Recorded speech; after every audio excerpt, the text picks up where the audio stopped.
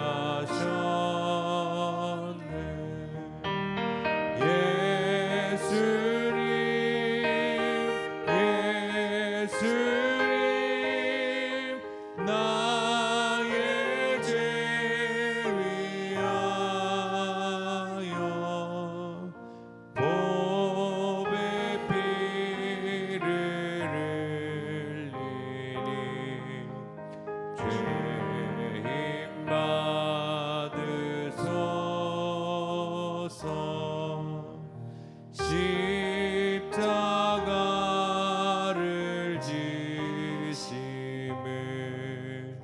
무슨 죄가 있나 저 무지한 사람들 메시아 죽였네.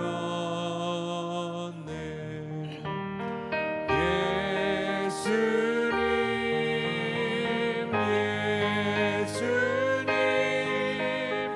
나의 죄 위하여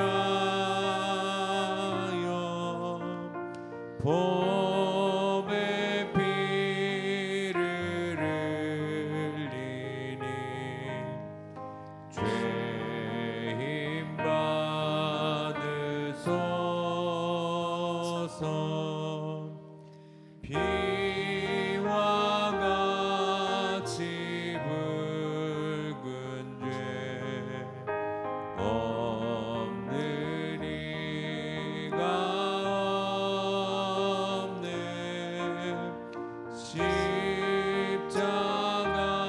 십자가의 공로로 눈과 같이 되네.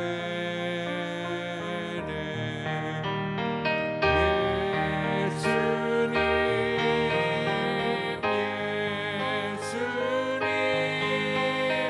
나의 죄 위하여 봄에 피를 흘리니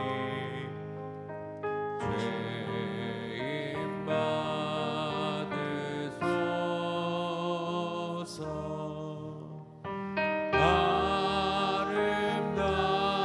아름답다 예수여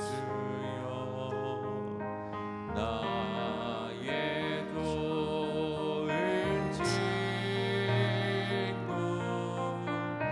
예수 공로 아니며 영원 벌 받네.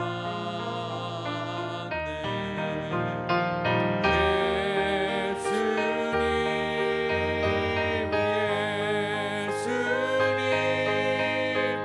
나의 죄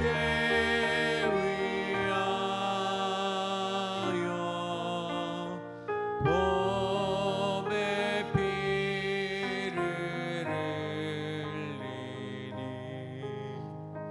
죄인 받으소서.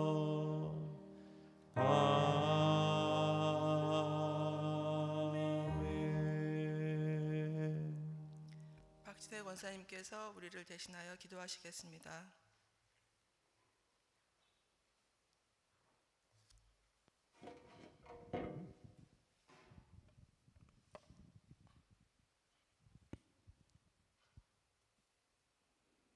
그가 찔림은 우리의 허물 때문이요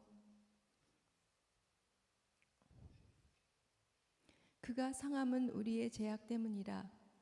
그가 징계를 받음으로 우리는 평화를 누리고 그가 채찍을 맞음으로 우리는 나음을 받았도다. 주님 감사합니다. 올해도 다시 찾아온 고난주간을 맞이하여 주님 전에 모여 귀한 5번째 새벽 기도를 맡게 해주신 하나님께 감사를 드립니다. 우리를 위하여 친히 고난 당하시고 우리들의 모든 죄악을 용서하기 위하여 갈보리 십자가의 길을 걸으신 주님, 말로 표현할 수 없는 그 존귀한 은혜에 감사와 찬송을 드립니다. 그 험악한 십자가의 모든 고통과 죽음을 당하시기까지 사랑과 순종의 본을 보이신 예수님을 닮기 원합니다. 우리들의 믿음의 고백과 삶이 일치되기를 원합니다. 늘 말씀을 붙잡고 끊임없는 기도 가운데 하나님의 뜻을 헤아리며 주님과 함께 기쁨으로 늘 동행하는 우리들이 될 수 있게 은혜 내려주시길 간절히 원합니다. 그리스도는 핏값으로 사신 교회의 머리가 되시고 우리들은 그 몸의 지체가 되어 한 몸을 이루었습니다.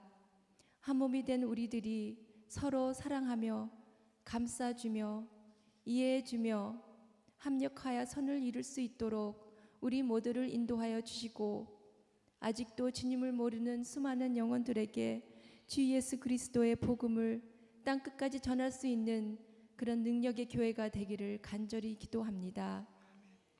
이 시간 주님께서 귀하게 쓰시는 감명관 선교사님을 통하여 주님의 말씀이 선포될 때에 성령께서 강하게 역사하시어 우리들의 마음속에 진정한 깨달음이 있게 하시고 우리들이 세상에 나아가 하나님의 자녀로 살아갈 때에 큰 힘이 되는 은혜의 말씀이 되기를 간절히 기도합니다. 선교사님과 가족이 위해 주님께서 함께하여 주시어 필요한 모든 것을 채워주시고 주님의 능력이 늘 함께하시어 하나님의 나라를 계속히 확장시키는데 기이 쓰임 받는 가정이 되기를 간절히 기도합니다. 이 예배의 모든 순서를 주님께 주관하여 주시길 바라며 이 모든 말씀을 길이요 진리요 생명이 되신 우리의 구세주 예수님의 이름을 의지하여 기도드렸습니다. 아멘.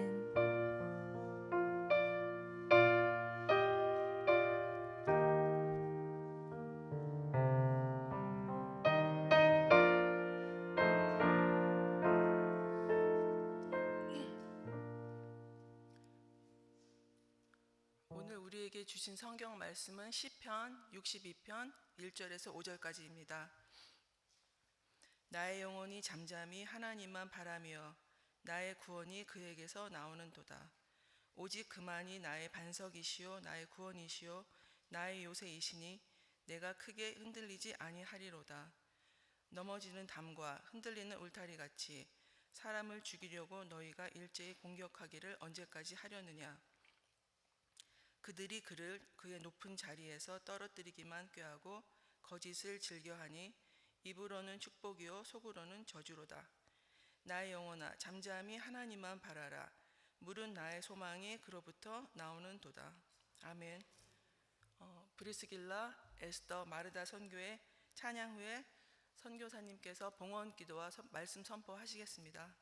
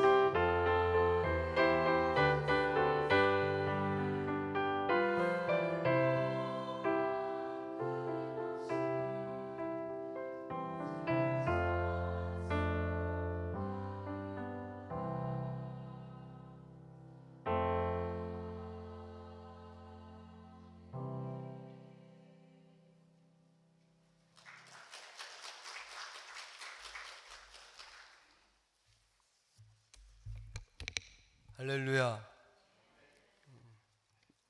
드린 헌금 봉헌 기도를 먼저 하겠습니다. 박순자님께서, 박수옥님께서 드렸습니다.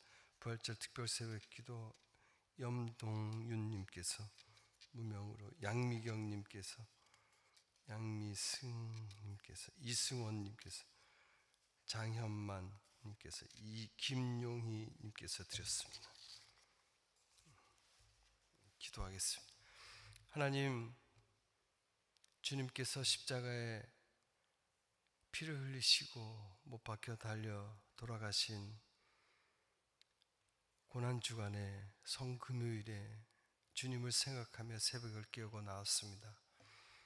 하나님, 이 자리에 나온 한 분 한 분의 주의 보혈이 강처럼 흐르게 해주시고 아프고 또 상한 모든 마음들을 치유하여 주시옵소서. 또 이렇게 빈손 들고 나오지 않고 주님께 귀한 예물을 구별하여 드립니다. 드린 손길마다 하나님께서 30배, 60배, 100배의 열매를 그 가정과 또 하시는 일 모두 맺힐 수 있도록 주님 도와주시옵소서. 예수님의 이름으로 기도드립니다. 아멘. 할렐루야. 오늘도 이 자리에 나오신 모든 분들에게 주님의 평강이 함께 하시기를 주의 이름으로 축복합니다. 오늘은 성금요일로 우리 주님께서 우리를 위해서 십자가에 못 박히시고 죽으신, 고초받으신 날입니다.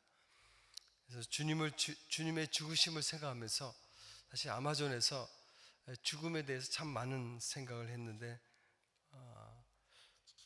한 가지 같이 나누고 또 말씀을 전하도록 하겠습니다.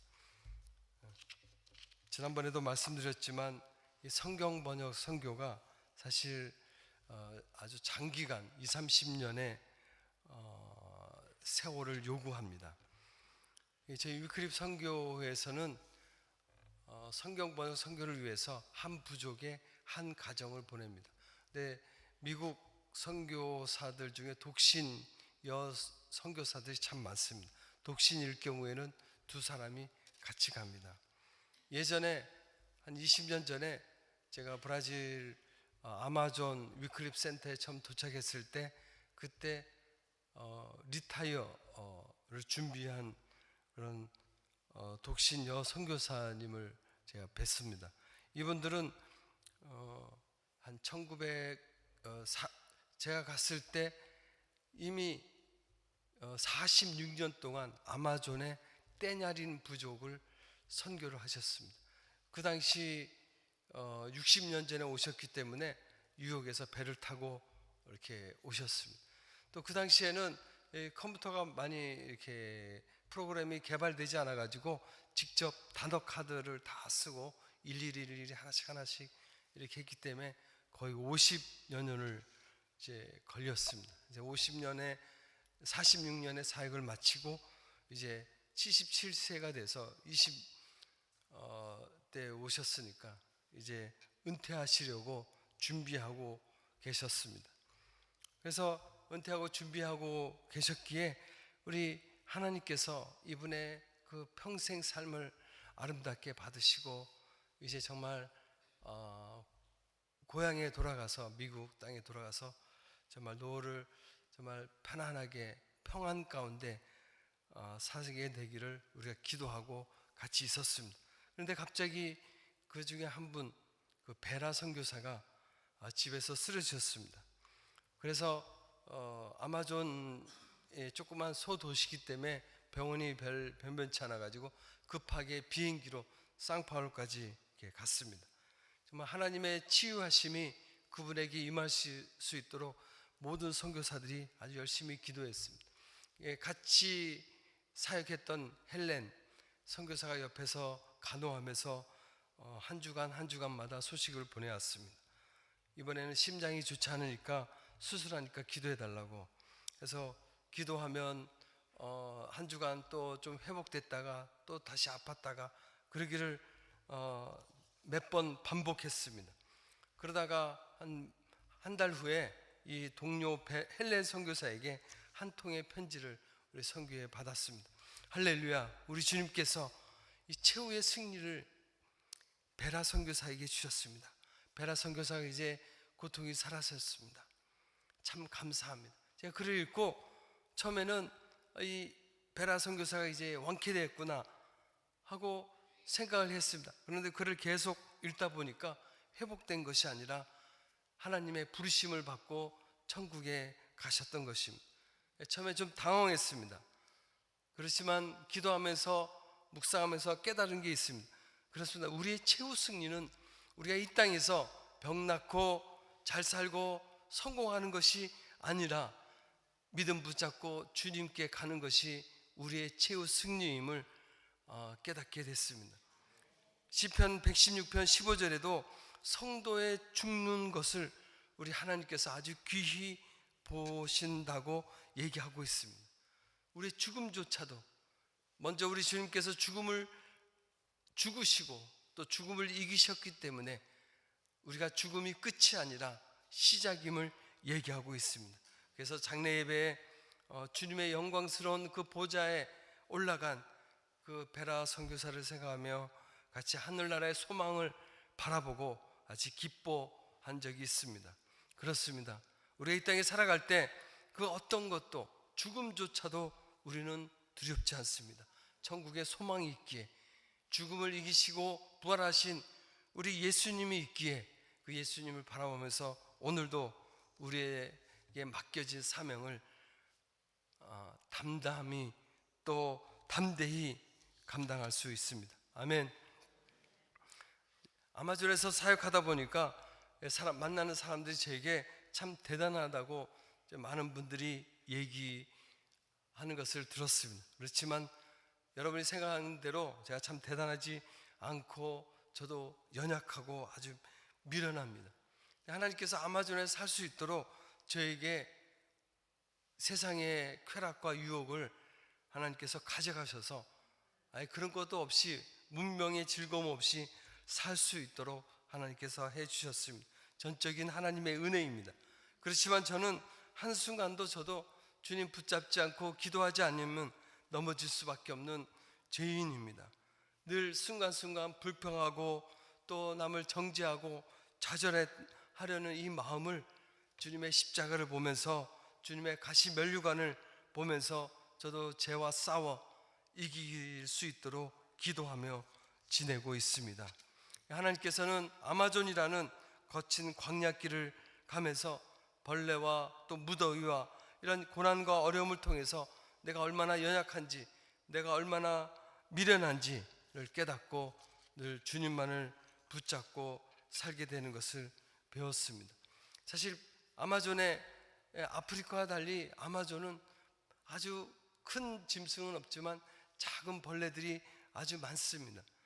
사람들은 벌레 때문에 힘들다고 하지만 또 인디언들도 마찬가지로 벌레 때문에 힘들어합니다. 그런데 이 남미의 역사를 보니까 이 벌레로 인한 어려움이 유익이었고 축복인 것을 깨달았습니다. 혹시 미션 영화를 보신 분이 있으면 이 남미의 역사를 잘 알 수가 있습니다. 예전에 1500년도에 1400때 스페인, 포르투갈 군인들이 남미를 점령했습니다. 그때 이 인디언들을 이거는 사람이 아니고 짐승이니까 죽여도 되고 노예 삼아도 된다는 교황청의 허락을 받고 무자비하게 이들을 학살하고 죽였습니다. 그때 인디언들이 그것을 피해서 도망간 것이 아마존입니다. 근데 아마존이 사실 벌레 때문에 인디언들이 처음에 고생했지만 이 백인들이 포르투갈 스페인 군대들이 아마존까지는 들어오지 못했습니다. 벌레 때문에. 아마 벌레가 없었으면 인디언들이 벌써 그곳에서 백인에 의해서 죽임을 당하고 아마존의 진귀한 아주 많은 것들이 파괴되고 없어졌을 것입니다. 고난 때문에 여기까지 이들이 살 수 있었습니다. 그렇습니다. 우리가 정말 여기 이 자리에 있을 수 있는 것은 우리의 고난입니다. 어렵기 때문에 새벽을 깨우고 기도할 수가 있었습니다. 고난을 통해서 우리 삶이 진주가 탄생하고 또 하나님께 더 정금 같은 믿음을 드릴 수가 있습니다. 지난 3년 동안은 코로나로 인해서 수많은 사람들이 참 많이 힘들어했습니다. 평범한 일상을 멈추게 했습니다. 제가 아마존에 왔다고 하니까 이 아마존에도 코로나가 들어왔냐고 개인적으로 많은 분들이 묻고 질문을 했습니다. 아마존에도 코로나가 와서 수많은 사람들이 많이 돌아가셨습니다. 의료시설이 아주 열악해서 산소를 자랑하는 지구의 허파에서 산소통이 없어서 참 많은 인디언들이 면역이 약하기 때문에 이렇게 생명을 잃게 되었습니다. 어떻게 들어왔냐고, 어떻게 코로나가 들어왔냐고 이렇게 질문을 이렇게 받았습니다. 이 상파울루나 이런 대도시에 있는 공중보건 의사가 고치러 갔다가 그분들이 코로나 걸린지 모르고 거기 들어가서 코로나를 이렇게 전달하게 된 거죠. 병 고치러 갔다 병 주기 때문에 이 아마존에 많은 사람들이 이제 걸려서 죽어가는 것을 보았습니다. 이렇게 전 세계적으로 코로나 팬데믹 때문에 많은 고난과 고통을 당하는 걸 보고 이 혼란한 이 시대에 우리가 어떻게 살아야 되나, 무슨 일을 해나 참 막막하기도 하고 힘들었습니다. 그렇지만 또 어떻게 보면 이 세상은, 우리가 사는 이 세상은 공중권세 잡은 자 사탄이 마치 그 악한 것을 지배하고 주관해서 고난과 어려움을 우리에게 다 주는 것 같이 이렇게 생각할 수도 있습니다. 그러나 이 세상 모든 것은 오직 전능하신 하나님, 하나님의 주관 속에, 하나님의 섭립 가운데 우리 주님만이 다스리고 통치하십니다. 그래서 바울은 에베소서에서 이렇게 말씀하십니다. 모든 일을 그의 뜻의 결정대로 일하시는 이의 계획을 따라, 하나님께서 그 모든 일을 하나님의 뜻의 결정대로, 계획대로 일하신다고 얘기하고 있습니다. 또 하나님께서는 이 땅에 있는 것들이나 하늘에 있는 것들, 즉 이 세상의 모든 일들은 하나님의 경륜에 따라서 그리스도 안에서 통일되게 또 화목되게 주관하고 운행하신다고 선포하십니다. 그렇습니다. 우리가 때때로 지금 이해할 수 없는 어려움과 고난이 있을지라도 우리 선하신 하나님께서 장차 모든 것을 합력하여 선을 이루게 하실 줄 믿습니다. 우리가 알거니와 하나님을 사랑하는 자, 곧 그의 뜻대로 부르심을 입은 자들에게는 모든 것이 합력하여 선을 이루느니라. 아멘. 우리는 항상 마지막을 우리는 알 수 있습니다. 우리의 마지막은 지금의 겪고 있는 어려움과 고난, 이런 모든 것이 문제가 해결돼서 주님 주시는 기쁨과 그 평강 가운데 우리가 지낼 것을 압니다. 그러므로 지금 현재 어려움과 고난 중에도 우리는 기뻐하며 감사하며 변함없이 주님을 예배하며 찬양할 수 있습니다. 시편 57편 7절에도 하나님이여 내 마음이 확정되었사오니 내가 노래하고 찬송하리이다. 아멘. 그래서 어떤 상황에도 고난 가운데서도 하나님의 말씀을 전하는 일, 또 선교하는 일을 쉬지 않고 달려왔습니다. 브라질에는 지난번에 잠깐 말씀드렸지만 베네수엘라에서 온 난민들이 참 많습니다. 이들은 한 사람, 지도자를 잘못 만나서 정치적, 경제적으로 아주 많이 어려워하고 있었습니다. 그래서 좀 돈 있는 사람들은 옆에 콜롬비아나 페루나 이런 쪽으로 가고, 돈이 없는 가난한 사람들은 걸어서 베네수엘라 접경인 브라질 아마존까지 옵니다. 그래서 이 사람들이 온 대부분의 사람들은 길거리에서 구걸하거나 노숙자로 이렇게 지내고 있었습니다. 그래서 이들에게 먹거리도 주고 이렇게 대화를 하면서 이렇게 물어봤습니다. 여러분의 꿈이 뭡니까? 하고 물어보면 아주 평범합니다. 이 사람들은 그 베네수엘라 땅에서 잘 살지는 못했지만 자신의 평범한 일상을 원한다고 합니다. 조그만 집에서 온 가족이 함께 아침 커피와 빵을 먹고 일하러 가고 저녁에는 다시 돌아와서 또 가족과 함께 지내고 하는 그런 평범한 일상이 이들의 꿈이고 소망이며 이렇게 바람을 이렇게 많이 듣게 되었습니다. 그렇습니다. 우리가 지금 하고 있는 이 평범한 일상, 누군가에게는 꿈이고 소원입니다. 정말 함께 예배할 수 있는 이 교회가 있다는 거, 돌아갈 집이 있다는 거, 또 같이 누군가 먹을 수 있는 친구가 있다는 거, 이 하나하나가 하나님의 축복이고 선물입니다. 정말 이 세상 모든 사람들이 그런 축복을 받을 수 있도록 이렇게 기도해 주시기 바랍니다.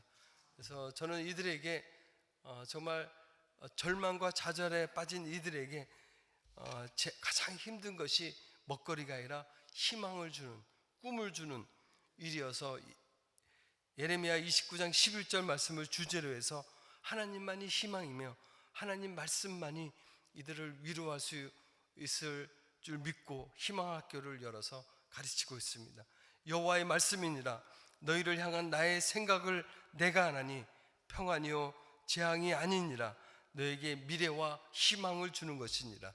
이들뿐만 아니라 우리에게도 지금 이 순간에도 우리 하나님께서는 우리에게 미래와 평안과 희망을 주시는 좋으신 분입니다. 이 사역을 하면서 정말 많은 어려운 일을 당할 때 우리가 보통 이 일을 어떻게 해결했으면 좋겠는가 하고 분주히 여러 가지 많은 것들을 이렇게 찾고 구하고 도움을 바라고 해결하고자 애를 씁니다.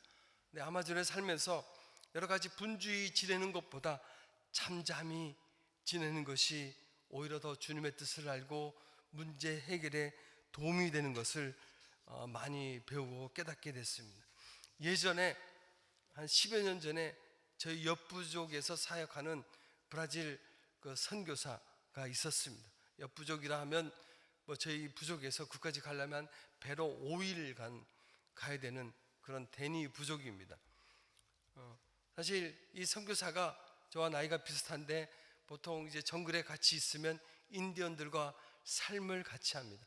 같이 사냥하기도 하고 낚시하기도 하고 이들과 함께 지냅니다. 그래서 어느 날 같이 인디언들과 함께 사냥하러 갔습니다.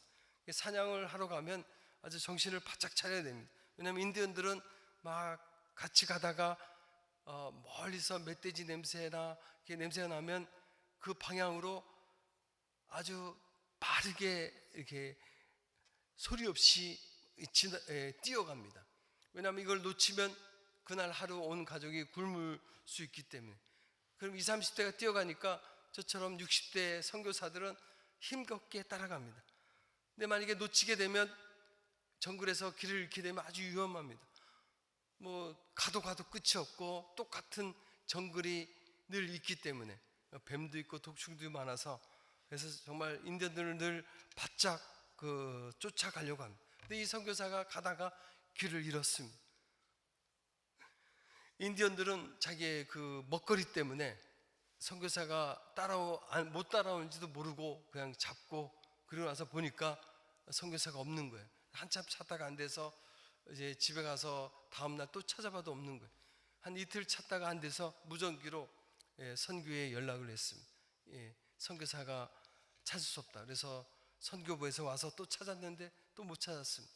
할 수 없이 브라질 정부 경찰과 구조대에 연락해서 구조팀이 경비기로 이렇게 와서 한 여러 팀으로 나눠서 이게 찾았습니다. 한 일주일 지나서 여러 가지 이렇게 보트배를 타면서 확성기로 이 이름이 브라주밀이 어디냐 하고 막 이렇게 찾아다녔습니다. 결국 못 찾다가 마지막 8일째 한 팀이 이렇게 발견했습니다. 너무 기뻐서 이제 데리고 와서 마침 건강하게 그래도 살아 있어서 물어봤습니다. 그 팀에게 어떻게 찾았냐고. 그러니까 이 팀들이 막 가다가 이렇게 확성기로 하다가 마침 모터가 좀 고장이 났어요. 그동안 모터 소리 우왕 하는 소리와 또 확성기로 브라시밀이 이렇게 열심히 이 선교사를 찾으려고 찾았는데 찾다가 돌아다녀 보니까 그 소리를 듣고 이 선교사가 여기 있다 하고 소리를 쳤는데 선교사를 찾는 소리 때문에 정작 들어야 될 선교사의 외침을 듣지 못한 겁니다. 그런데 엔진이 고장나서 엔진을 끄고 고치고 있을 잠잠할 때 그 선교사의 소리를 듣고 찾았다고 합니다.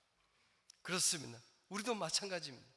우리도 교회에서 주님의 일을 한다고, 주님을 찾는다고 이것저것 막 하다 보면 오히려 우리가 들어야 할 미세한 주님의 소리, 우리가 들어야 할 정말 가난하고 어렵고 힘든 그런 그 아픈 사람의 소리를 우리가 놓칠 수가 있습니다.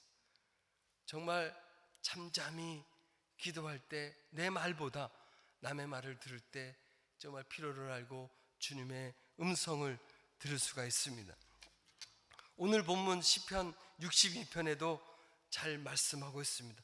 나의 영혼아 잠잠히 하나님만 바라라. 대저 나의 소망이 저로 쫓아나는도다. 오직 저만이 나의 반석이요 나의 구원이시요 나의 산성이시니 내가 요동치 아니하리로다. 아멘. 이 시편 62편은 다윗이 자신의 인생에서 가장 힘들고 어렵고 정말 처절할 때 쓴 시입니다. 정말 압살롬의 배반으로 인해서 친구도 부하도 모든 사람들이 다 자신을 배반해서 도망갈 수밖에 없는 그런 어려운 상황입니다. 정말 다윗이 이런 상황, 어렵고 힘든 상황에 처했을 때 다윗은 백승하는 그런 용장이었습니다. 지장이었습니다.